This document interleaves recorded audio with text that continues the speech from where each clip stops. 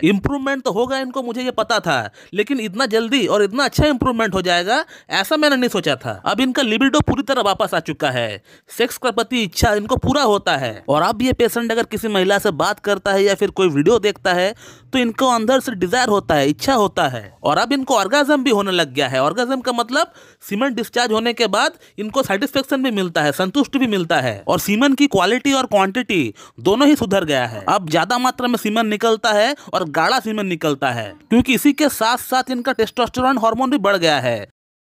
नमस्कार दोस्तों, आज इस वीडियो में हम लोग बात करने वाले हैं कि किसी एक पुरुष का शरीर में अगर प्रोलैक्टिन नामक महिला हार्मोन अगर बढ़ जाए तो उसे किस तरह का यौन समस्या, सेक्स प्रॉब्लम फेस करना पड़ता है, ये आज हम लोग जानने वाले हैं। और होम्योपैथिक ट्रीटमेंट के जरिए हम लोग इसे कैसे ठीक कर सकते हैं ये भी आज हम लोग जानेंगे। तो मैं डॉक्टर सुप्रता और आप सभी का फिर से एक बार बहुत बहुत स्वागत करता हूँ अपने इस YouTube channel homeo care tips पे। दोस्तों, प्रोलैक्टिन, एस्ट्रोजन और प्रोजेस्टेरोन, ये जो तीन हार्मोन होती है ये फीमेल्स हार्मोन होती है, महिला हार्मोन होती है, और महिलाओं के अंदर ही इसका प्रोडक्शन ज्यादा मात्रा में होता है एज कम्पेयर टू मेल्स। पुरुषों में भी ये तीनों हार्मोन पाया जाता है, लेकिन पुरुषों में ये तीनों हार्मोन जितना कम से कम मात्रा में हो उतना ही अच्छा होता है। पुरुषों के अंदर टेस्टोस्टेरोन और एंड्रोजन हार्मोन का प्रोडक्शन ज्यादा होना चाहिए, ना कि प्रोलैक्टिन, एस्ट्रोजन और प्रोजेस्टेरोन का। सिमिलरली महिलाओं के अंदर टेस्टोस्टेरोन और एंड्रोजन का प्रोडक्शन कम होना चाहिए और प्रोलैक्टिन, एस्ट्रोजन और प्रोजेस्टेरोन का मात्रा सही होना चाहिए, ताकि उनका बॉडी का प्राइमरी और सेकेंडरी कैरेक्टर सही से डेवलप हो सके। लेकिन ये प्रॉब्लम तब बढ़ जाता है जब एक पुरुष का अंदर महिला हार्मोन बढ़ जाए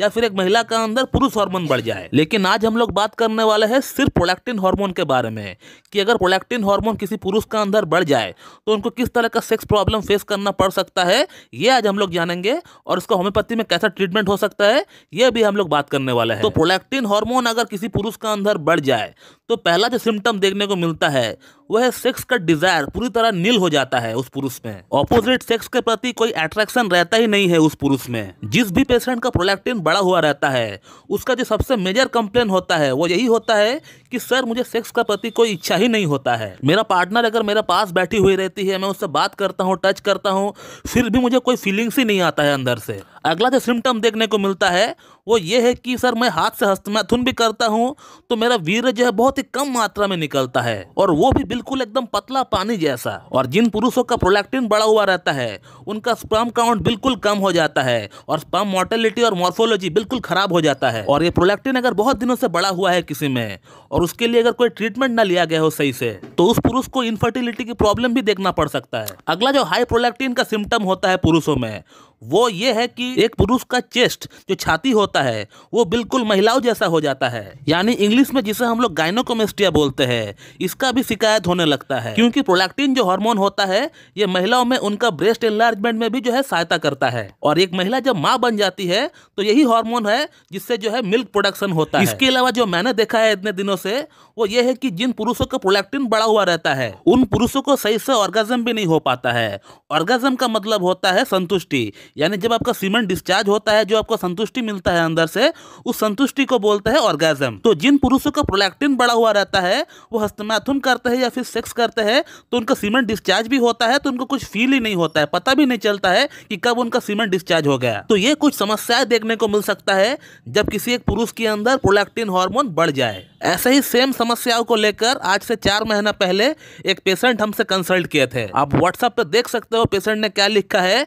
उनका रिपोर्ट भी उन्होंने मुझे भेजा है कि उनका जो प्रोलैक्टिन का लेवल है उस समय 28 नैनोग्राम पर ml था, जो कि काफी हाई माना जाता है, जो कि 5 नैनोग्राम पर ml का नीचे रहना चाहिए था। वो 28 तक पहुंच गया है। इन्होंने ट्रीटमेंट कई जगहों से लिया हुआ है लेकिन कुछ खास परिणाम जो है नहीं पड़ा। इनको इम्प्रूवमेंट मिला हुआ था ट्रीटमेंट से, लेकिन ट्रीटमेंट छोड़ने के बाद फिर वैसे का वैसा ही हो गया। इनको फर्स्ट टाइम मेरा यूट्यूब वीडियो देखकर ऐसा लगा कि मुझे होम्योपैथी ट्राई करना चाहिए, और ये तब ये हमारे पास आए ऑनलाइन कंसल्ट करने के लिए। इनको वो तमाम समस्याएं हो रही थी जो हमने आपको अभी बताया हाई प्रोलैक्टिन के लिए। गायनोकोमेस्टिया की प्रॉब्लम थी, सेक्स डिजायर बिल्कुल लो हो चुका था, इरेक्शन बिल्कुल 0 हो चुका था, और सीमन क्वालिटी और क्वांटिटी दोनों ही खराब हो चुका था। फिर मैंने इनका एक पूरा केस टेकिंग किया और केस टेकिंग करने के बाद हमने इनका ट्रीटमेंट कार्सिनोसिन 1M से स्टार्ट किए एज एन एंटी मायोस्मेटिक मेडिसिन। उसके बाद कॉन्स्टिट्यूशनल ड्रग जो इनका चयन हुआ था वो था अर्जेंटम नाइट्रिकम। अर्जेंटम नाइट्रिकम को हम लोगों ने 0/9 से हम लोग स्टार्ट किए थे इस केस में। और जनरल मेडिसिन के तौर पर हमने इनको डामियाना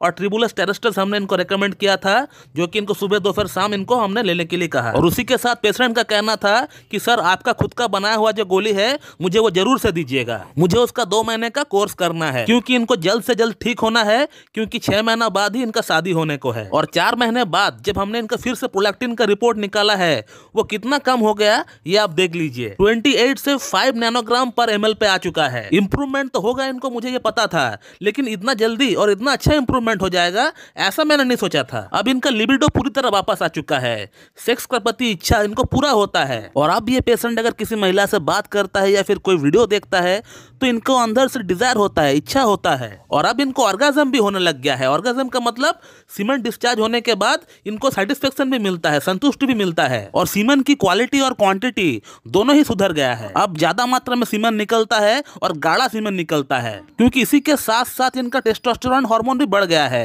हालांकि इनका टेस्टोस्टेरोन हार्मोन का हमने रिपोर्ट नहीं बनाया है, लेकिन मुझे पता है अगर प्रोलैक्टिन हार्मोन अगर बढ़ता है तो टेस्टोस्टेरोन कम होता है।